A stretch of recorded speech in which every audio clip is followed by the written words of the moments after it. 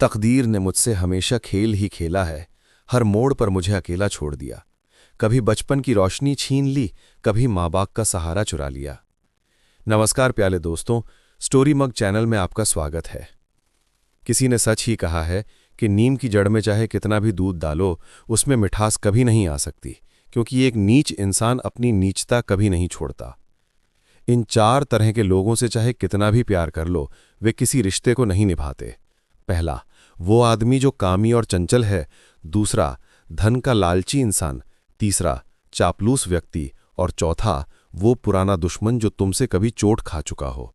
इन चारों पर कभी भूलकर भी भरोसा मत करना और इन्हें कोई बड़ी जिम्मेदारी कभी मत सौंपना।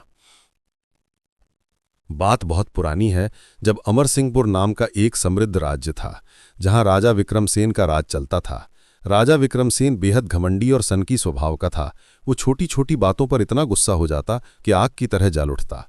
उसके इस व्यवहार से पूरा राज दरबार, मंत्री, नौकर, सैनिक सब डर के मारे थरथर कांपते रहते थे। लेकिन उसका गुस्सा इतना तेज और अंधा था कि किसी की हिम्मत नहीं पड़ती थी कि उसे रोक सके या कुछ कह सके, जैसे कोई जंगली जानवर हो जो किसी को भी चीर डाले। राजा विक्रमसेन की कई रानियां थीं, लेकिन उन सब में रानी अमरप्रभा सबसे खास थीं। वो इतनी सुंदर, सुशील और समझदार थीं कि सबकी चहेती बनी हुई थीं। समय अपनी रफ्तार से गुजरता रहा। एक दिन की बात है, राजा विक्रमसेन और रानी अमरप्रभा अपने महल के पास वाले राजकीय बाग में टहलने निकले। वो बाग राज्य का सबसे सुंदर जगह था, जहां तरह तरह के दुर्लभ फूलों की खुशबू हवा में घुली रहती और पक्षियों की मीठी चहचहाट से पूरा माहौल जैसे संगीत से भर जाता, मानो स्वर्ग का कोई टुकड़ा धरती पर उतर आया हो। वहां एक बड़ा और घना पेड़ था, जिसकी डालियों पर अचानक एक जोड़ा तोता मैना आकर बैठ गया। वे पक्षी इतने सुंदर और आकर्षक लग रहे थे कि देखते ही दिल खुश हो जाए। जैसे ही राजा और रानी की नज़र उन पर पड़ी, उनकी बातें उसी तरफ मुड़ गईं। राजा ने रानी की ओर मुस्कुराते हुए देखा और पूछा, प्रिय अमरप्रभा, क्या तुम बता सकती हो कि ये दोनों पक्षी नर हैं या मादा? रानी ने हैरान होकर जवाब दिया, महाराज, पक्षियों के जोड़े तो आमतौर पर नर और मादा के ही होते हैं। ये भी वैसा ही जोड़ा लग रहा है, एक नर और एक मादा। राजा हंसते हुए बोले, लेकिन ये कोई ज़रूरी बात तो नहीं रानी। हो सकता है कि ये दोनों नर हों या दोनों मादा, शायद ये दोनों भाई हों। रानी ने हल्के से हंसकर कहा, नहीं महाराज, मेरे ख्याल से ये ज़रूर नर और मादा हैं। मुझे लगता है कि आपको पक्षियों को पहचानने में गलती हो रही है। राजा ने कहा, मैं तो कहता हूं कि ये दोनों भाई हैं। रानी ने मजबूती से जवाब दिया, नहीं, ये नर मादा का जोड़ा है। और बस यही छोटी सी बात धीरे धीरे बड़ा झगड़ा बन गई। राजा और रानी के बीच उन पक्षियों को लेकर बहस छिड़ गई, मानो छोटी से चिंगारी से जंगल में आग लग गई हो। राजा विक्रमसेन बार बार अपनी बात दोहराते रहे कि ये दोनों पक्षी नर हैं, दोनों भाई हैं, जैसे कोई जिद्दी बच्चा अपनी बात पर अड़ा हो। जबकि रानी अमरप्रभा अपनी जगह से टस से मस नहीं हुई। वे दृढ़ता से कहती रहीं कि यह जोड़ा नर और मादा का है, मानो उनकी आंखों में सच्चाई की चमक हो जो कभी झुकने वाली नहीं। दोनों एक दूसरे के तर्कों को काटते चले गए। छोटी सी हंसी मजाक वाली बात अब तीखी बहस में बदल चुकी थी। हवा में जैसे तनाव की लहरें फैल रही हों और बाग का वो सुंदर माहौल अब गुस्से की आग से तपने लगा। राजा का घमंड इतना आहत हुआ कि उन्हें रानी की जिद और अपनी बात की अनदेखी बर्दाश्त नहीं हुई। उनका चेहरा गुस्से से लाल हो गया, आंखें जैसे जलती अंगारों की तरह चमकने लगी और उन्होंने कड़क आवाज में कहा, ठीक है रानी अमरप्रभा, अगर ये दोनों पक्षी मेरे कहे मुताबिक नर निकले तो मैं तुम्हें अमरसिंहपुर से हमेशा के लिए बाहर निकाल दूंगा। फिर थोड़ा रुककर बोले, और अगर ये नर मादा का जोड़ा निकला जैसा तुम कह रही हो तो मैं खुद 14 साल के लिए इस राज्य को छोड़ दूंगा, कभी पीछे मुड़कर नहीं देखूंगा। बस पक्षियों की मामूली चर्चा अब एक भारी शर्त में बदल गई, जैसे छोटी बहस से पूरा जीवन दांव पर लग गया हो और पूरा बाग सन्नाटे में डूब गया। राजा ने फौरन एक शिकारी को बुलवाया और हुक्म दिया, जाओ इस पेड़ पर बैठे इन दोनों पक्षियों को अपने जाल में फंसा लो, बिना देर किए। साथ ही एक ऐसे आदमी को बुलाया जो पक्षियों का बड़ा जानकार था और उससे बोले, तुम्हें साफ साफ बताना है कि ये दोनों नर हैं या मादा, कोई गलती नहीं होनी चाहिए। जानकार ने सिर झुकाकर कहा, जैसा आप कहें महाराज। अब शिकारी ने चालाकी से जाल फेंका और उन सुंदर पक्षियों को पकड़ लिया। वे बेचारे फड़फड़ाते हुए नीचे आ गिरे, लेकिन रानी अमरप्रभा तो पहले से जानती थीं कि ये नर मादा का जोड़ा है।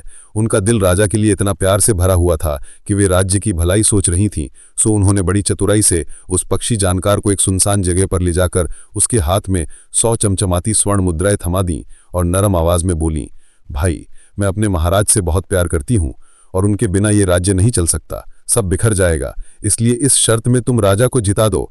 अगर मुझे देश से निकाला भी गया तो महाराज यहां रहकर सब संभाल लेंगे, लेकिन अगर वे 14 साल के लिए चले गए तो राज्य बिना राजा के तबाह हो जाएगा। डाकू लुटेरे प्रजा पर कहर ढा देंगे, अराजकता फैल जाएगी, सब कुछ लुट पिट जाएगा। जानकार की आंखों में लालच की चमक आई और उसने सहमति में सिर हिलाते हुए कहा, ठीक है महारानी जी, मैं वैसा ही करूंगा जैसा आप कह रही हैं। इधर शिकारी ने पक्षियों को राजा के सामने पेश कर दिया। वे अब पिंजरे में कैद होकर उदास लग रहे थे। राजा ने उत्सुकता से जानकार से पूछा, हाँ भाई, अब बताओ इन दोनों में क्या अंतर है? ये नर हैं या मादा? जानकार, जो पहले ही रानी से रिश्वत ले चुका था और जानता था कि असल में एक नर है और एक मादा, लेकिन अब उसे झूठ बोलना था ताकि राजा जीत जाए, सो उसने गंभीर चेहरे से कहा, महाराज, ये दोनों पक्षी नर हैं, कोई शक नहीं।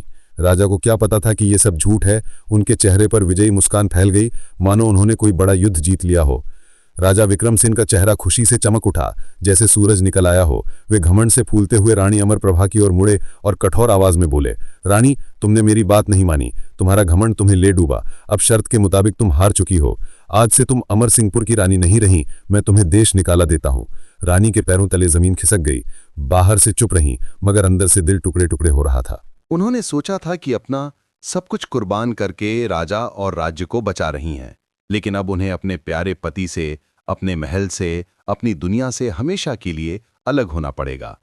आंसू आंखों में भर आए, फिर भी हिम्मत करके हाथ जोड़कर बोली, महाराज, कृपा कीजिए, मुझे देश निकाला मत दीजिए। इस वक्त मैं अकेली नहीं हूं, आपके गर्भ में आपका बच्चा पल रहा है। गर्भवती अवस्था में मैं इस जंगल जहां में कहां जाऊंगी? कौन मेरी रक्षा करेगा? राजा का दिल पत्थर का था। उसने एक बार भी रानी की आंखों में झांकने की कोशिश नहीं की। क्रोध और घमंड में अंधा होकर बोला, शर्त होती है रानी, तुमने खुद अपनी जिद से ये दांव लगाया था, अब पीछे हटने का कोई रास्ता नहीं। सैनिकों! उसी क्षण सैनिक दौड़े आए। राजा ने हुक्म दिया, इसे अभी राज्य की सीमा के बाहर ले जाओ और घने जंगल में अकेला छोड़ाओ। एक पल भी देर नहीं होनी चाहिए। सैनिकों ने रानी का हाथ पकड़ा और उन्हें खींचते हुए बाहर ले गए। रानी अमरप्रभा रोते रोते महल से निकलीं, जैसे कोई फूल अपनी डाल से बिछुड़ जाए। राज्य की सीमा पार करते ही सैनिकों ने उन्हें एक भयानक घने जंगल के बीच में छोड़ दिया और बिना पलटकर देखे लौट गए। जंगल में अकेली खड़ी रानी चारों तरफ देखती रह गईं। ऊंचे ऊंचे पेड़, डरावनी चुप्पी, दूर कहीं सियार की आवाज और उनके गर्भ में पल रहा नन्हा जीवन। आंसुओं को पोंछते हुए वे धीरे से बोली, हे भगवान, अब मैं क्या करूं? इस घने जंगल में अकेली गर्भवती औरत कैसे जिएगी? सैनिक लौटकर राजा को खबर दी तो विक्रमसेन ने बस इतना कहा, अच्छा किया। उन्हें कोई फर्क नहीं पड़ा। आखिर उनकी कई रानियां जो थीं, एक के जाने से क्या फर्क पड़ता? वे फिर अपने राजकाज में लग गए। उधर रानी अमरप्रभा की जिंदगी नर्क बन गई। दिन में झाड़ियों में छुपकर बैठी रहतीं, रात को डर से कांपतीं, भूख लगती तो जंगली फल फूल तोड़कर खा लेतीं, प्यास लगती तो नदी का पानी पी लेतीं। कोई देखभाल करने वाला नहीं, कोई सहारा देने वाला नहीं। ऐसे ही 3 महीने कट गए, हर दिन मौत से लड़ते हुए। मगर कहते हैं ना, जब इंसान पूरी तरह टूट जाता है तभी ऊपर वाला हाथ थाम लेता है। एक दिन उदयपुर के राजा सूरजभान अपने सैनिकों के साथ उसी जंगल में शिकार खेलने आए। घोड़ों के टांपों की आवाज दूर तक गूंज रही थी। रानी ने आवाज सुनी तो डर के मारे झाड़ियों में और गहरे छिप गईं। राजा सूरजभान को झाड़ियों में कुछ हलचल महसूस हुई। उन्होंने मुस्कुराते हुए तीर तैयार किया और सैनिकों से बोले, लगता है कोई बड़ा शिकार छिपा है, चारों तरफ से घेर लो, आज कोई हिरण या सुअर हमारे हाथ नहीं आने वाला। सैनिक तलवारें निकालकर झाड़ियों को घेरने लगे और किस्मत का खेल देखिए, जिस रानी को अपने ही पति ने जंगल में मरने को छोड़ दिया था, उसी रानी को अब दूसरे राज्य का राजा खुद ढूंढने वाला था। सैनिकों ने पलक झपकते ही झाड़ियों को चारों ओर से घेर लिया, तीर तान लिए, तलवारें चमकने लगीं। रानी अमरप्रभा का दिल धड़कनों से बाहर आने को हो गया। उन्होंने सोचा, आज तो बस यही बाकी था, शिकार समझकर तीर से छलनी कर देंगे। डरते डरते भी हिम्मत जुटाई और कांपती आवाज में पुकारा, भाइयों रुक जाओ, मैं तुम्हारा शिकार नहीं हूं, मैं एक बेबस दुखियारी औरत हूं, एक अबला को मारकर तुम्हें क्या पुण्य मिलेगा? ये मीठी दर्द भरी आवाज जब राजा सूरजभान के कानों में पड़ी तो वे चौंक गए। घोड़े से उतरे और खुद आगे बढ़कर बोले, बाहर आओ, डरो मत, तुम कौन हो? इस घने जंगल में अकेली क्या कर रही हो? रानी ने आंसू पोंछते हुए कहा, महाराज, मेरा इस दुनिया में कोई नहीं, न माँ बाप, न पति, न सगा संबंधी, बस यहीं झाड़ियों में दिन काट रही हूं, जैसे तैसे जिंदा हूं। राजा सूरजभान का दिल पिघल गया। वे तो बचपन से ही दयालु और नेक स्वभाव के थे। मुस्कुराकर बोले, बस अब एक और पल भी दुख नहीं सहना पड़ेगा, आज से मैं तुम्हें अपनी धर्म की बहन बनाता हूं। बाहर आ जाओ, मेरे साथ चलो, तुम्हारे सारे दुख आज खत्म हो गए। रानी ने झाड़ियों के बीच से सिर उठाया और धीरे से पूछा, पर पहले आप अपना परिचय तो दीजिए, आप हैं कौन? राजा ने गर्व से छाती चौड़ी की और कहा, मैं उदयपुर राज्य का राजा सूरजभान हूं, अब बेखौफ होकर बाहर आ जाओ बहन। जैसे ही रानी अमरप्रभा झाड़ियों से निकलीं, धूप उनके चेहरे पर पड़ी तो मानो चांदनी रात में पूरा चांद निकल आया हो। महीनों के कष्टों के बावजूद उनका रूप अभी भी अप्सरा सा लग रहा था। आंखें नम, चेहरा दमकता हुआ, गर्भ की कोमल चमक अलग से निखर रही थी। राजा सूरजभान एक पल को स्तब्ध रह गए। इतनी सुंदरता, इतना तेज, ऐसा लग रहा था मानो कोई देवकन्या धरती पर उतर आई हो। वे फौरन घुटनों पर बैठे, सम्मान से हाथ जोड़े और बोले, बहन, अब तुम बिल्कुल चिंता मत करना। आज से मेरा महल तुम्हारा महल, मेरा राज्य तुम्हारा राज। चलो मेरे साथ। राजा ने खुद अपना रथ रोका, अपना राजसी शाल रानी के कंधों पर डाला और बड़े आदर से उन्हें रथ पर बिठा दिया। सारा दल उदयपुर की ओर चल पड़ा। रथ के पहियों की गड़गड़ाहट में रानी के आंसू भी सूखने लगे, जैसे लंबी रात के बाद सूरज निकल रहा हो। जब राजा सूरजभान रानी को लेकर राजधानी पहुंचे तो पूरा शहर सन्न रह गया। रथ पर राजा और उनके बगल में एक अलौकिक सुंदर स्त्री। लोगों ने फौरन अफवाह उड़ा दी, अरे महाराज ने दूसरा विवाह कर लिया, ढलती उम्र में भी कोई नई रानी लाए हैं। बाजारों में, गलियों में, चौराहों पर बस एक ही बात, राजा को क्या हो गया, पहले से इतनी रानियां हैं, फिर नई दुल्हन क्यों लाए? जब ये बातें राजा के कानों तक पहुंची तो वे क्रोधित नहीं हुए, बल्कि हंसे और तुरंत दरबार बुलाया। सारी प्रजा, मंत्री, पुरोहित सब इकट्ठे हुए। राजा ने ऊंची गंभीर आवाज में कहा, प्यारी प्रजा, तुम जो सोच रहे हो वैसा कुछ भी नहीं हुआ। मैं शिकार पर गया था, वहां जंगल में एक दुखियारी, लाचार गर्भवती स्त्री मिली थी जिसे किसी ने घर से निकाल दिया था। उसका कोई सहारा नहीं था। मैंने उसे अपनी धर्म की बहन बनाया है और अपने महल में आश्रय दिया है। बस इतनी सी बात है। मेरे लिए वो अब मेरी छोटी बहन के समान है और तुम सबके लिए भी यही है। जो कोई भी उसके सम्मान को ठेस पहुंचाएगा वो मेरा अपमान करेगा। पूरे दरबार में सन्नाटा छा गया। फिर तालियों की गड़गड़ाहट गूंज उठी। प्रजा ने एक स्वर में कहा, महाराज की जय हो, ऐसे दयालु राजा को प्रणाम। और इस तरह जिस रानी को अपने ही पति ने जंगल में मरने को छोड़ दिया था, उसी रानी को अब दूसरे राज्य में बहन का दर्जा, पूरा सम्मान और नया जीवन मिल गया। किस्मत का खेल भी कितना अजीब होता है। राजा सूरजभान ने दरबार में सबकी ओर देखकर मुस्कुराते हुए पूछा, बताओ प्रजा, बताओ मेरे मंत्री और सैनिकों, क्या मैंने कोई गलत काम किया जो एक माँ और उसके गर्भस्थ शिशु को जंगल में मरने से बचा लिया? पूरे दरबार में एक साथ गूंज उठा, नहीं महाराज, आपने तो सबसे बड़ा पुण्य किया। आप धन्य हैं। आप जैसे दयालु राजा मिलना सौभाग्य की बात है। बाहर सड़कों पर भी लोग एक दूसरे को गले लगाकर बधाई देने लगे। राजा सूरजभान का नाम उस दिन और ऊंचा हो गया। इसके बाद रानी अमरप्रभा राजा की छोटी बहन बनकर महल में रहने लगीं। उन्हें अलग से एक सुंदर महल दिया गया। दासियां, वैद्य, सब कुछ मुहैया कराया गया। महीने बीते और आखिरकार वो खुशी का दिन आया जब महल में एक नन्हे राजकुमार की किलकारी गूंजी। बच्चा इतना गोरा, इतना सुंदर था कि देखते ही बनता था। राजा सूरजभान ने उसे गोद में उठाया तो उनकी आंखें भर आईं। वे जोर जोर से हंसते हुए बोले, आज मेरे घर भांजा पैदा हुआ है। आज पूरा उदयपुर दुल्हन बनेगा। पूरे राज्य में दीपावली जैसा उत्सव मनाया गया। घर घर मिठाइयां बटीं, गरीबों को सोने चांदी के सिक्के बांटे गए, सड़कें फूलों से सज गईं, शाम को लाखों दीप जलाए गए।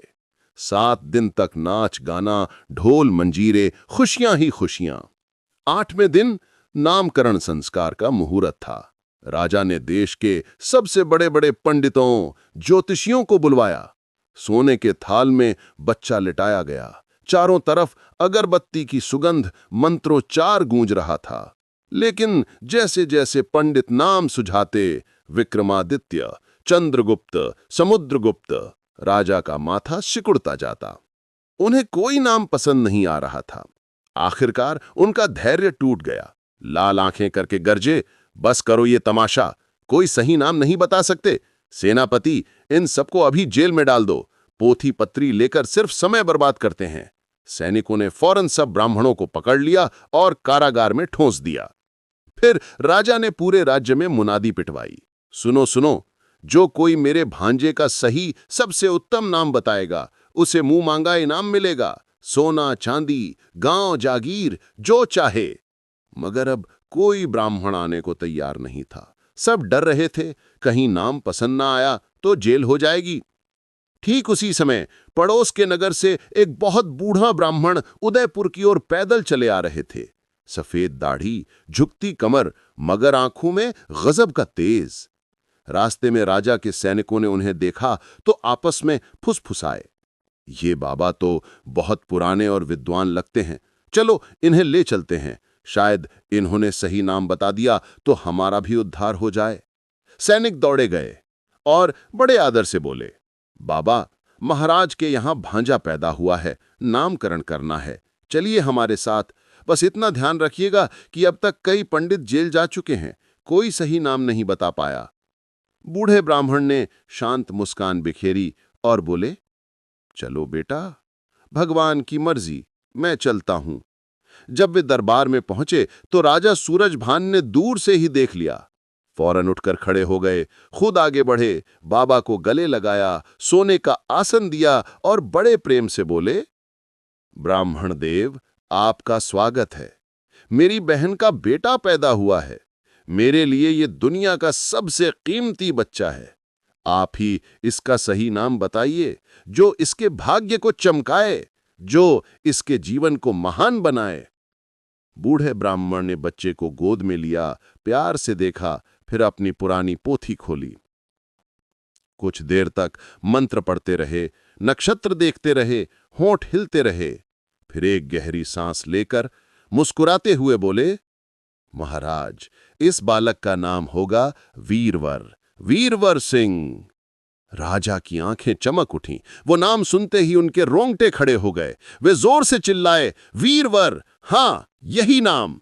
ये नाम नहीं तो और क्या? ये नाम सुनते ही लगता है जैसे कोई शेर का बच्चा जन्मा हो। पूरे दरबार में तालियां गूंजने लगीं। राजा ने बाबा को गले लगाया, सोने के सिक्कों से भरे थाल लाकर उनके सामने रख दिए और बोले, मांगो ब्राह्मण देव, जो चाहो मांगो। आज से ये नाम नहीं, मेरे भांजे का भाग्य बदल गया है। और इस तरह जिस बच्चे को उसके अपने पिता ने कभी देखा तक नहीं था। बूढ़े ब्राह्मण ने शांत पर गहरी आवाज में कहा, महाराज, नाम रखने से पहले मेरी एक शर्त है। राजा उत्सुकता से बोले, बोलो बाबा, जो कहोगे वो मानूंगा। आपने जितने भी ब्राह्मणों को जेल में डाला है, सबको अभी अभी रिहा कर दीजिए। बिना अपराध के कोई बंदी न रहे। राजा ने हंसकर तुरंत हुक्म दिया, सेनापति, सभी ब्राह्मणों को अभी छोड़ दो, सम्मान के साथ महल लाओ और मिठाई खिलाकर विदा करो। थोड़ी ही देर में सभी पंडित आजाद होकर दरबार में पहुंचे और ब्राह्मण बाबा के पैर छूने लगे। अब बूढ़े ब्राह्मण ने बच्चे को फिर गोद में लिया, पोथी खोली, नक्षत्र गिने, कुंडली मिलाई और धीरे धीरे बोले, महाराज, ये बालक किसी दूसरे राज्य का राजकुमार है। जन्म से पहले ही इसका भाग्य बदल दिया गया। जंगल में पैदा हुआ, पर इसके अंदर सूर्य जैसा तेज है, चंद्र जैसी शीतलता है, सिंह जैसा पराक्रम है और समुद्र जैसी गहराई है। इसलिए इसका नाम होगा उज्ज्वल, उज्ज्वल सिंह। उज्ज्वल नाम सुनते ही पूरा दरबार चमक उठा। राजा सूरजभान की आंखों में आंसू आ गए। वे उठे, बाबा को गले लगाया और बोले, बाबा, आपने तो मेरे भांजे के भाग्य में सूरज भर दिया। ये नाम नहीं, ये तो किरण है जो सारे संसार को रोशन करेगी। ब्राह्मण बाबा को गांव, हाथी, घोड़े, सोने के आभूषण दिए गए और बड़े सम्मान से विदा किया गया। समय पंख लगाकर उड़ने लगा। नन्हा उज्ज्वल अब दिन ब दिन बड़ा होने लगा। उसकी आंखों में राजा सी तेज था, हंसी में मिठास और दिल में निर्भयता। जब वे 7 साल का हुआ तो महल के दूसरे बच्चों के साथ खेलने लगा। एक दिन दोपहर में उज्ज्वल अपने साथियों के साथ शहर के बाहर रेतीले मैदान में पहुंच गया। सब ने मिलकर रेत से एक बहुत बड़ा किला बनाया, खंदकें खोदी, झंडे गाड़े, लकड़ियों की तलवारें बनाईं और खुद को राजा सेनापति बनाकर खेलने लगे। उज्ज्वल ने ऊंचे स्वर में ऐलान किया, ये मेरा किला है, जो भी आएगा पहले युद्ध करना पड़ेगा। ठीक उसी वक्त दूर से धूल का गुबार उठा। देखते देखते सैकड़ों ऊंटों का एक विशाल कारवां आता दिखा। झूमती हुई घंटियां, रंग बिरंगे झंडे, सोने चांदी से लदे बोरे। ये था मशहूर सौदागर जमशेद का काफला, जो राजाओं का माल एक राज्य से दूसरे राज्य ले जाता था। जमशेद खुद सफेद घोड़े पर सवार था, उसके पीछे सैकड़ों नौकर चाकर। जब कारवान बच्चों के रेत के किले के सामने पहुंचा तो ऊंट रुक गए। जमशेद ने ऊंची आवाज लगाई, अरे बच्चों, रास्ता छोड़ो, हट जाओ। सब बच्चे डरकर पीछे हट गए, पर उज्ज्वल अकेला खड़ा रहा।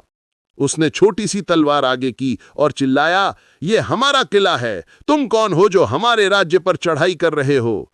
अपने ऊंट लेकर दूसरा रास्ता ढूंढो, वरना युद्ध होगा। जमशेद को पहले तो हंसी आई, फिर गुस्सा। आखिर वो राजाओं का सौदागर था, उसका रुतबा क्या कम था?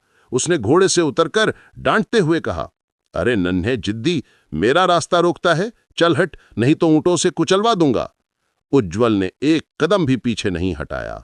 उसकी छोटी सी छाती फूल गई और आंखों में आग जल उठी। बोला, कुचलवाओ, पर मेरे किले पर से एक ऊंट भी नहीं गुजरेगा। पहले मुझसे लड़ो। दोनों तरफ से आवाजें ऊंची होने लगीं।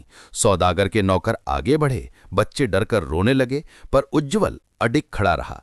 हवा में तनाव ऐसा हो गया जैसे सचमुच दो सेनाएं आमने सामने हों। बस अब एक चिंगारी की देर थी कि छोटा सा रेत का किला एक बड़ा युद्ध बन जाए, और 7 साल का उज्ज्वल पहली बार दुनिया को बता रहा था कि उसमें राजाओं का खून दौड़ रहा है। उज्ज्वल की छोटी छोटी आंखें गुस्से से लाल हो रही थीं, पर वो 1 इंच भी पीछे नहीं हटा। जमशेद सौदागर का सब्र टूट गया। उसने घोड़े से उतरकर 2 कदम बढ़ाए और उज्ज्वल के गाल पर जोरदार 2-4 थप्पड़ जड़ दिए। ले मूर्ख, राजाओं का सौदागर हूं मैं, तेरी तरह रेत के किले नहीं बनाता। उज्ज्वल का चेहरा जल गया, आंसू बह निकले, पर वो कुछ नहीं बोला। बस रोते रोते रेत का किला लात मारकर तोड़ दिया गया और ऊंटों का कारवां आगे बढ़ गया। उज्ज्वल महल की ओर दौड़ा चला आया। आंसू पोंछते भी नहीं बन रहे थे। मामा सूरजभान जैसे ही उसे रोता देखा, गोद में उठा लिया।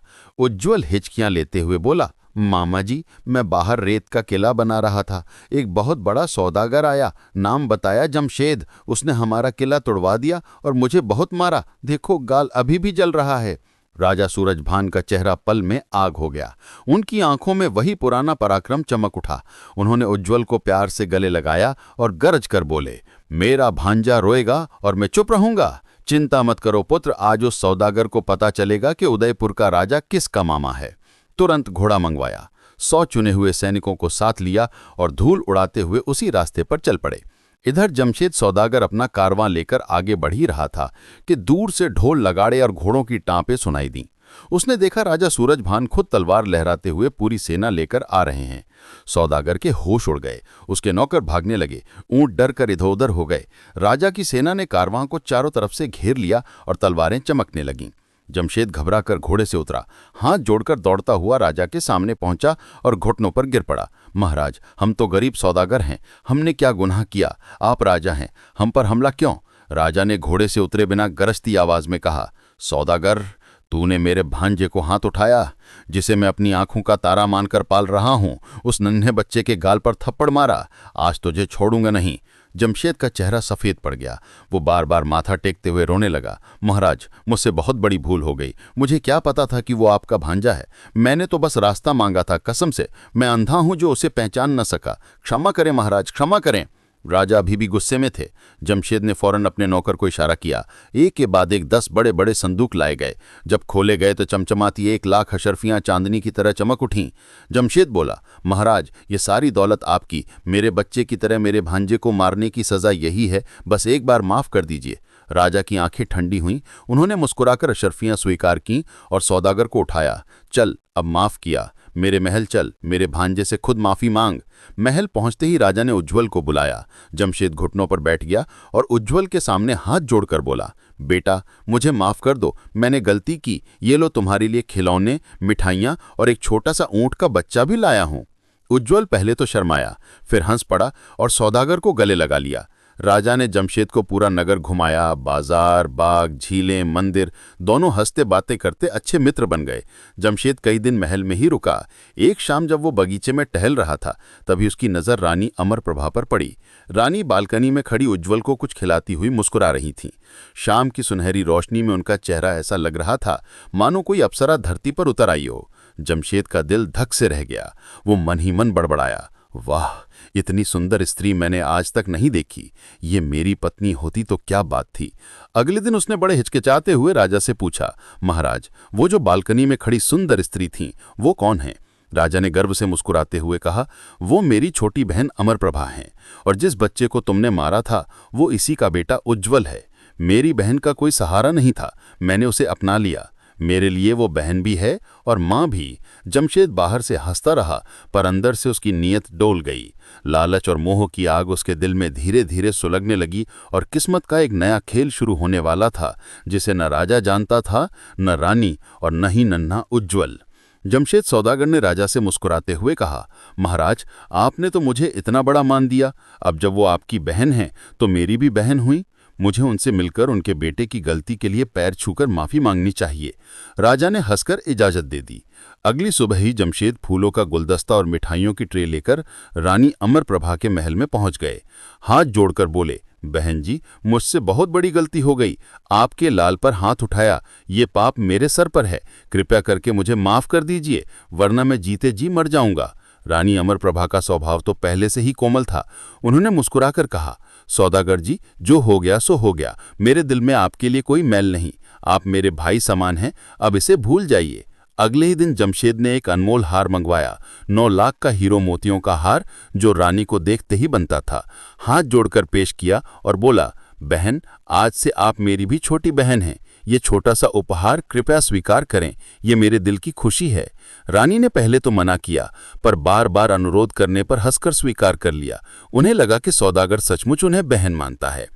उसी दिन उन्होंने खुद अपने हाथों से सौदागर के लिए स्वादिष्ट भोजन परोसा, मिठाई खिलाई, जैसे कोई बहन अपने भाई का सत्कार करती हो। दिन बीतते गए। जमशेद महल में ही डेरा डाले रहा। एक शाम जब राजा और सौदागर बगीचे में टहल रहे थे, तो जमशेद ने धीरे से बात छेड़ी, महाराज, आपकी बहन अमरप्रभा को मैं सचमुच अपनी छोटी बहन मानता हूं, पर देखिए ना, सालों से वो इसी महल में बंद हैं। बाहर की दुनिया, नदियां, जंगल, बाजार कुछ नहीं देख पाई। अगर आपकी आज्ञा हो तो मैं उन्हें और भांजे उज्ज्वल को कुछ दिनों के लिए अपने नगर ले जाऊं, अपना शहर घुमाऊंगा, नई नई जगह दिखाऊंगा, मन बहल जाएगा। बस 10-20 दिन की बात है, फिर खुद वापस छोड़ जाऊंगा। राजा सूरजभान ने सोचा, फिर बोले, सौदागर, ये फैसला मेरा नहीं, मेरी बहन का है। अगर अमरप्रभा खुश है तो मुझे कोई एतराज नहीं। तुम अब उसके भाई हो, मैं उसे रोकूंगा कैसे? जमशेद का दिल जोर से धड़का। वो तुरंत रानी के पास पहुंचा और मीठी मीठी बातों में उन्हें मनाने लगा। बहन, तुम सालों से महल में कैद हो, चलो मेरे साथ। मेरा शहर देखो, नदियां, बगीचे, मेले सब दिखाऊंगा। उज्ज्वल को भी खूब घुमाऊंगा। बस कुछ दिन, फिर वापस। तुम्हारे भाई होने के नाते मेरा फर्ज है कि तुम्हें खुशी दूं। रानी अमरप्रभा ने सोचा, सचमुच इतने साल हो गए, बाहर की हवा भी नहीं लगी। सौदागर इतना अच्छा व्यवहार कर रहा है, उसे निराश नहीं करना चाहिए। उन्होंने हामी भर दी। फिर खुद राजा सूरजभान के पास गईं और हाथ जोड़कर बोलीं, भैया, मुझे यहां रहते बहुत दिन हो गए। अगर आपकी आज्ञा हो तो मैं भाई जमशेद के साथ उनके नगर कुछ दिनों के लिए चली जाऊं। मन भी बदल जाएगा और उज्ज्वल भी खुश रहेगा। राजा ने प्यार से सिर पर हाथ फेरा और कहा, जैसी तेरी मर्जी बहन, जा, खुश होकर जा। बस याद रखना, मेरा महल हमेशा तेरा इंतजार करेगा। रानी मुस्कुराईं। उन्हें क्या पता था कि जिसे वो सगा भाई मान रही हैं, उसी के मन में विषैले सांप ने फन उठाना शुरू कर दिया था। तैयारी होने लगी। रथ सजे, सामान बंधा और जल्द ही रानी अमरप्रभा और छोटा उज्ज्वल जमशेद सौदागर के साथ नगर की ओर चल पड़े, जहां एक नया खतरा, एक नई साजिश उनका इंतजार कर रही थी। राजा सूरजभान ने बहन को गले लगाया। आंखें नम थीं, फिर भी हंसकर बोले, जा बहन, खुश रह। जमशेद अब हमारा अपना हो गया है, आना जाना तो लगा रहेगा। उनका दिल बेफिक्र था। विश्वास इतना गहरा था कि उन्हें जरा भी शक नहीं हुआ। रेशमी पालकी तैयार हुई, फूलों से सजी, सोने की झालरें लटकती हुई। रानी अमरप्रभा और उज्ज्वल उसमें बैठे। सौदागर ने खुद पर्दा डाला और काफिला चल पड़ा। जमशेद का चेहरा बाहर से शांत था, मगर अंदर से जल रहा था। मन ही मन बड़बड़ाया, अभी तो बहन बनाकर ले जा रहा हूं। जैसे ही अपने राज्य की सीमा में पैर रखूंगा, ये मेरी रानी बन जाएगी।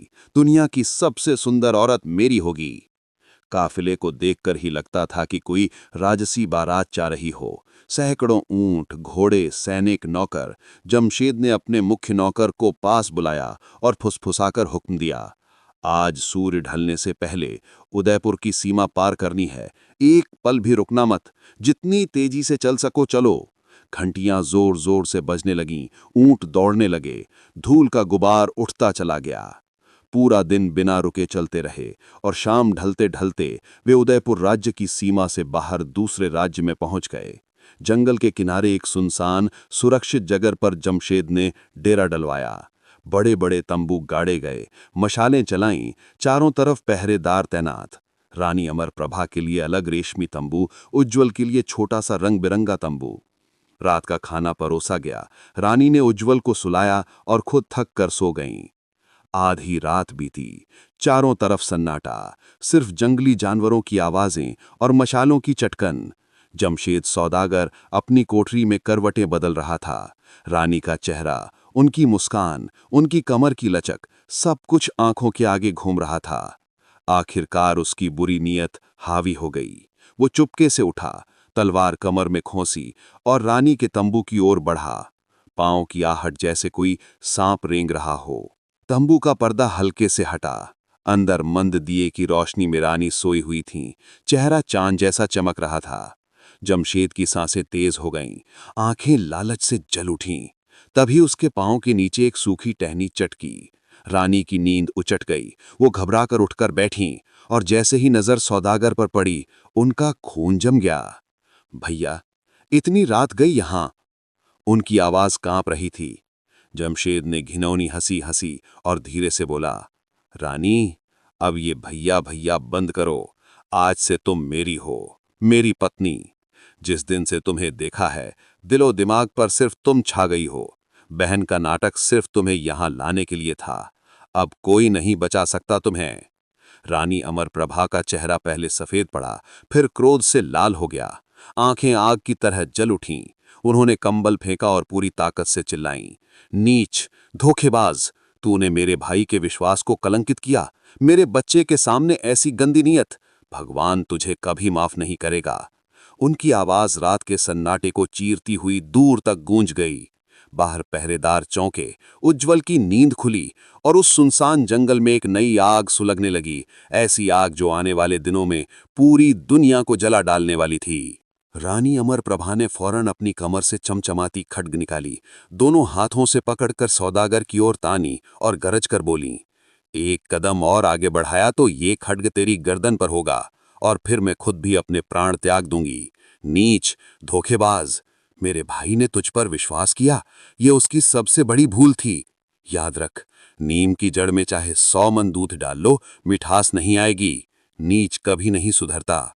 4 तरह के लोगों से कभी भरोसा मत करना, कामी, लोभी, चापलूस और पुराना दुश्मन।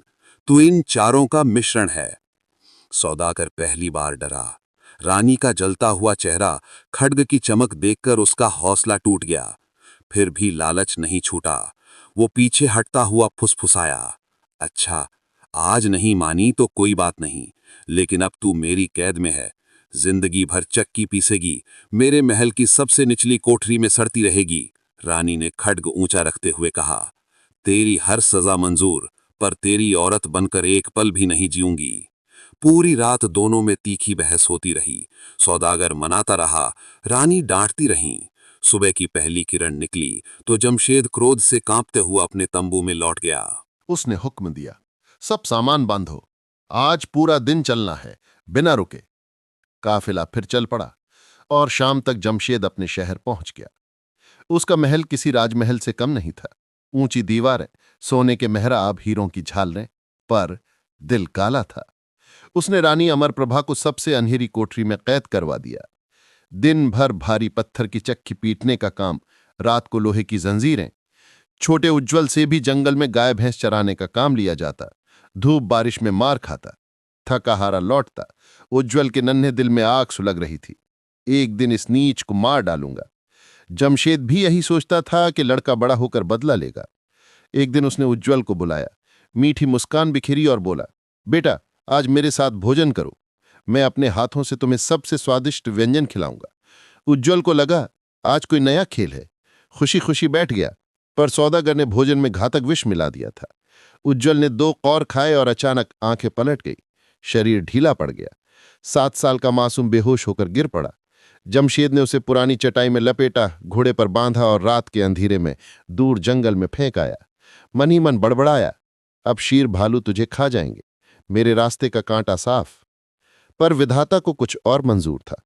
उज्ज्वल अभी जिंदा था, सांसें चल रही थीं। तभी ऊंचे आकाश से एक विशाल चील झपट्टा मारती हुई आई। उसने गठरी को अपने मजबूत पंजों में जकड़ा और हवा में उड़ गई। चील सोच रही थी इधर कोई कीमती शिकार मिला। नीचे जंगल में एक शिकारियों का दल घूम रहा था। उनकी नजर आसमान पर पड़ी तो सब चिल्लाए, देखो चील की पंजे में बड़ी गठरी है, जरूर कोई सोने चांदी का माल होगा। उन्होंने तीर तैयार किए और चील का पीछा करने लगे। और किस्मत का एक नया दरवाजा खुलने वाला था, जो 7 साल के उज्ज्वल को मौत के मुंह से खींचकर दुनिया के सबसे बड़े योद्धा बनाने वाला था। शिकारियों में से सबसे निपुण धनुर्धर ने तुरंत धनुष उठाया, निशाना साधा और टंकार की आवाज के साथ तीर चला दिया। तीर चील के दाहिने पंख को चीरता हुआ निकला। चील चीखी, लड़खड़ाई और गठरी समेत सीधी नीचे बहती हुई नदी में जा गिरी। पानी का छींटा दूर तक उछला। शिकारी दौड़े, नाव खींची और पलक झपकते ही गठरी बाहर निकाल ली। जब खोली तो सबकी सांस रुक गई। अंदर एक 7 साल का सुंदर बालक था, चेहरा पीला, होंठ नीले, पर सांस अभी चल रही थी। मुखिया ने उसे गोद में उठाया और दौड़ते हुए गांव पहुंचे। गांव के वैद्य को बुलाया गया। जड़ी बूटियां, दूध, घी, मंत्र, औषधि सब आजमाया गया, पर बेहोशी नहीं टूटती थी। 7 दिन 7 रात बच्चे के पास कोई सोया तक नहीं। 8वें दिन की सुबह उज्ज्वल ने धीरे से आंखें खोली। उसकी पहली नजर जब शिकारियों पर पड़ी तो वो रो पड़ा। सबने उसे गले लगाया, दूध पिलाया, प्यार किया। धीरे धीरे वो स्वस्थ हुआ। एक शाम जब उज्ज्वल पूरी तरह ठीक हो चुका था, शिकारियों के मुखिया ने उसे गोद में बिठाया और प्यार से पूछा, बेटा तू कौन है, तेरी ये हालत किसने की? उज्ज्वल की आंखों में आंसू और आग दोनों एक साथ उभरे। उसने अपनी सारी कहानी सुना दी कि वो उदयपुर नरेश सूरजभान का भांजा है, कैसे धोखेबाज जमशेद ने उसकी मां को कैद किया और उसे जहर देकर जंगल में फिकवा दिया। सारी बात सुनकर मुखिया की आंखें लाल हो गईं।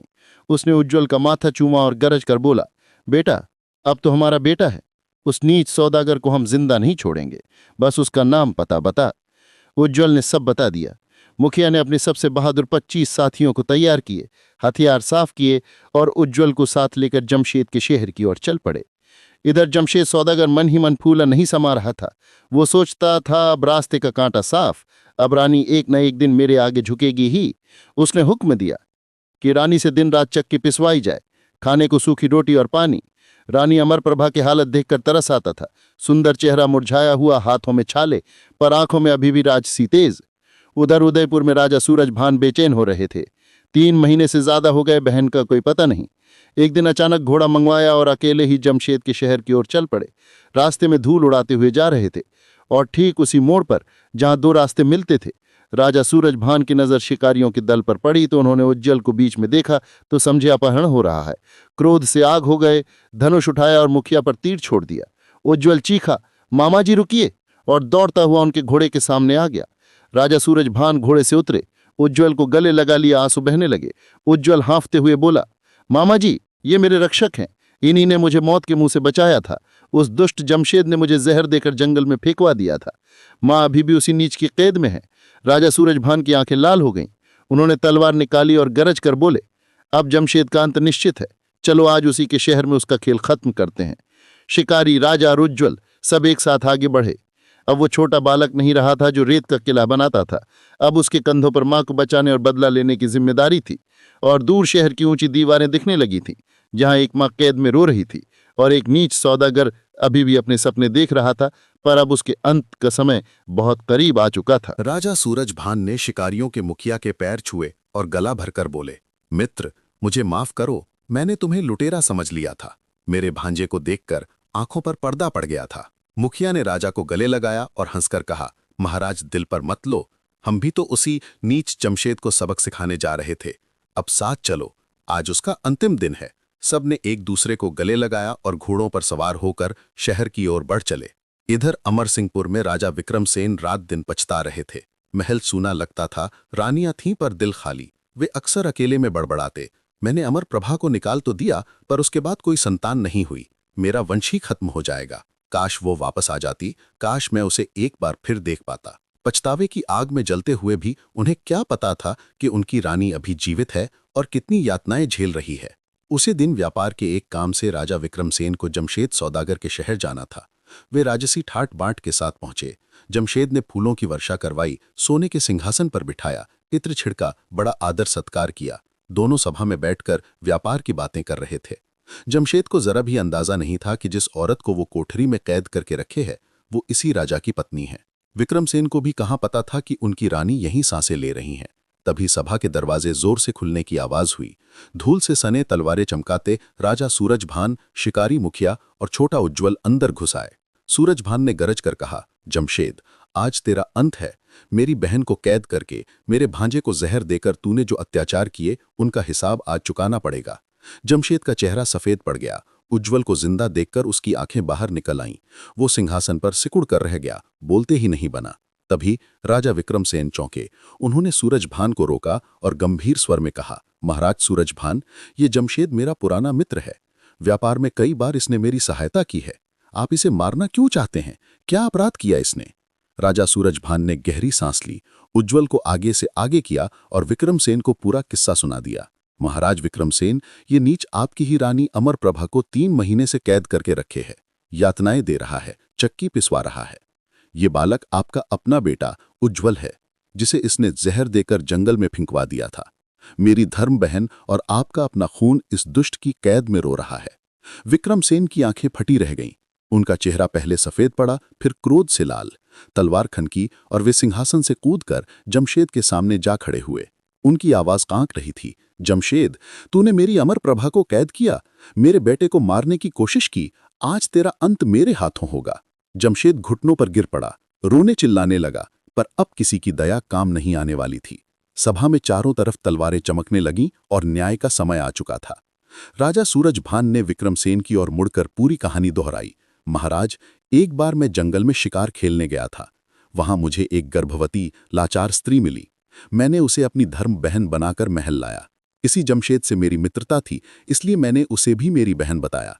इसने बहन का नाटक किया और कुछ दिनों के लिए उन्हें अपने साथ ले गया, पर इसके मन में काला सांप था। इसने मेरी बहन को कैद कर रखा है, चक्की पिसवाई और मेरे भांजे को जहर देकर जंगल में फिंकवा दिया था। आज हम यहीं आए हैं कि इसे मारकर अपनी बहन को मुक्त कराएं। विक्रमसेन की आंखों में पहले आश्चर्य, फिर क्रोध की लपटें उठीं। उन्होंने जमशेद की ओर घूर कर गरजे, अब बोल, मेरी रानी कहाँ है? अभी के अभी उसे आजाद कर, वरना तेरी लाश भी कोई न ढूंढ पाएगा। जमशेद के होश उड़ गए। कांपते हाथों से उसने अपने मुख्य नौकर को इशारा किया। नौकर दौड़ा और कोठरी का ताला खोलकर रानी अमर प्रभा के पास पहुंचा। बोला, बहन जी, अब तुम आजाद हो, बाहर तुम्हारा इंतजार हो रहा है। रानी का दिल धक से रह गया। वे सोचने लगीं, इस नीच ने मेरे बेटे को मार डाला, अब मुझे भी मारने का बहाना है। फिर भी हिम्मत करके लोहे की जंजीरें खनकाती हुई नौकरों के साथ सभा में पहुंची। 3 महीने की कैद ने उन्हें बदल दिया था। चेहरा मुरझाया, बाल बिखरे, हाथों में छाले, कपड़े फटे पुराने। फिर भी आंखों में राजसी तेज अब भी था। जैसे ही वे सभा में कदम रखीं, राजा सूरजभान की आंखें फट गईं। वे तलवार निकालकर जमशेद पर झपटे। हरामजादे, मेरी बहन की ये हालत बनाई, आज तेरी गर्दन काट कर ही दम लूंगा। उसी पल रानी अमर प्रभा की नजर अपने पति विक्रमसेन पर पड़ी। उनकी आंखें भर आईं। विक्रमसेन भी उन्हें देखकर सन्न रह गए। चेहरा, आंखें, आवाज, सब कुछ वैसा ही था, बस दुखों ने मुरझा दिया था। वे कांपते स्वर में बोले, देवी, आप अमर प्रभा, मेरी अमर प्रभा। रानी ने आंसुओं को रोकते हुए मुस्कुराने की कोशिश की और धीरे से बोली, महाराज, इतनी जल्दी भूल गए? याद कीजिए वो राजकीय बाग, वो तोते मैना का छोटा सा जोड़ा। आप कहते थे नर हैं, मैं कहती थी नर मादा। आपने शर्त लगाई थी कि अगर आप हारे तो 14 साल राज्य छोड़ देंगे। मैंने आपको राज्य से निकलते नहीं देख सकती थी, इसलिए पक्षी विशेषज्ञ को 100 अशरफियां देकर झूठ बुलवाया था, सिर्फ आपके लिए, सिर्फ आपके राज्य के लिए। विक्रमसेन के हाथ से तलवार गिर पड़ी। वे रोते हुए रानी के पैरों पर गिर पड़े। अमरप्रभा, मेरी जान, तुझे निकाल दिया था। तूने मेरे लिए अपना सब कुछ कुर्बान कर दिया। और मैं अंधा घमंडी। उनकी आवाज गले में अटक गई। रानी ने उन्हें उठाया, गले लगाया। उज्जवल दौड़कर माँ पिता के बीच आ गया। सूरजभान मामा भी आंसू पोंछते हुए पास खड़े थे। पूरी सभा में सन्नाटा छा गया। जमशेद अब भी घुटनों पर था, उसका चेहरा मौत की तरह सफेद। अब 3 राजसी तलवारें उसकी ओर उठ चुकी थीं, एक पति की, एक भाई की और एक मां के बदले की। न्याय का घंटा बज चुका था। रानी अमरप्रभा ने आंसुओं भरी आंखों से विक्रमसेन का हाथ थामा और धीरे धीरे बोली, महाराज, आपने उस दिन मुझे राज्य से निकाल दिया था। आपके सैनिक मुझे घने जंगल में अकेला छोड़ गए थे। वहां ये मेरे धर्म भाई सूरजभान मिले। इन्होंने मुझे अपनी छोटी बहन बनाया, पूरा सम्मान दिया, महल में रखा। इन्हीं के यहाँ मेरी कोख से ये बेटा उज्जवल पैदा हुआ। याद कीजिए, उस दिन मैं गर्भवती थी। आपका बच्चा मेरे पेट में पल रहा था। विक्रमसेन की सांस रुक सी गई। वे पहले से ही अपने घमंड के लिए पछता रहे थे। अब जब उन्हें पता चला कि उनकी रानी पर कितने अत्याचार हुए, कितनी यातनाएं सहनी पड़ीं, तो उनका खून खौल उठा। तलवार ऊंची करके वे जमशेद की ओर लपके। हरामजादे, मेरी रानी को चक्की पिसवाई, मेरे बेटे को जहर दिया। आज तेरी गर्दन काट कर ही रहूंगा। पर रानी अमरप्रभा बीच में आ गईं। उन्होंने विक्रमसेन का हाथ पकड़ लिया और नम्रता से बोली, महाराज, इसे मत मारिए। इसमें इसका कोई दोष नहीं। मेरा समय ही खराब था कि मुझे इतने दुख झेलने पड़े। अगर आप इसे मार देंगे तो मैं फिर अकेली रह जाऊंगी। मैंने इसे माफ कर दिया। ये शब्द सुनकर जमशेद सौदागर सन्न रह गया। उसकी आंखों से आंसुओं की बाढ़ फूट पड़ी। वो रानी के पैरों पर गिर पड़ा और बार बार माथा टेकते हुए रोने लगा। महारानी, तुम देवी हो, तुमने मुझे बचा लिया। मैं नीच हूं, पापी हूं, तुम्हारी दया से ही आज जिंदा हूं। पूरी सभा में सन्नाटा छा गया। फिर विक्रमसेन ने तलवार नीचे रखी। राजा सूरजभान के पैरों में गिर पड़े और गला भरकर बोले, भाई साहब, आपने मेरे डूबते खानदान को बचा लिया, मेरी रानी को सम्मान दिया, मेरे बेटे को पाला। मैं जीवन भर आपका ऋणी रहूंगा। सूरजभान ने उन्हें उठाया, गले लगाया। उज्जवल माँ बाप के बीच में था। तीनों एक दूसरे से लिपटकर रोने लगे। सालों का दुख एक पल में आंसुओं बनकर बह गया। विक्रमसेन ने रानी के सामने घुटने टेके और बार बार क्षमा मांगी। अमरप्रभा, मुझे माफ कर दो। मैं अंधा था, घमंडी था। आज से तू ही मेरी रानी है, मेरी जान है। मेरे साथ चल, अपने घर चल। रानी ने मुस्कुराकर हामी भर दी। जमशेद को माफ कर दिया गया। वह सारी दौलत, महल, सब कुछ दान कर संन्यास लेने चला गया। विक्रमसेन अपनी रानी और बेटे को लेकर अमरसिंहपुर लौट आए। पूरा राज्य दिवाली की तरह सज गया। सालों बाद महल में फिर हंसी और खुशियां लौटीं। समय बीता, उज्जवल जवान हुआ, बलशाली, न्यायप्रिय और दयालु। जब विक्रमसेन ने देखा कि अब मेरा बेटा राज्य संभालने योग्य हो गया है, तो उन्होंने राजगद्दी उज्जवल को सौंप दी। उज्जवल ने अपने पिता और मामा दोनों से सीखा था, न घमंड न अन्याय। उसका राज्य सुख शांति का पर्याय बन गया। तो दोस्तों, यही थी वो कहानी जो हमें सिखाती है कि सच्चा प्रेम और क्षमा कितनी बड़ी ताकत रखते हैं। घमंड एक पल में सब छीन लेता है और दया सब लौटा देती है। कैसी लगी आपको ये कहानी? कमेंट में जरूर बताइएगा। अगर दिल को छू गई हो तो लाइक और सब्सक्राइब करना ना भूलें। फिर मिलते हैं एक नई दिलचस्प कहानी के साथ। तब तक अपना ख्याल रखिए। नमस्कार।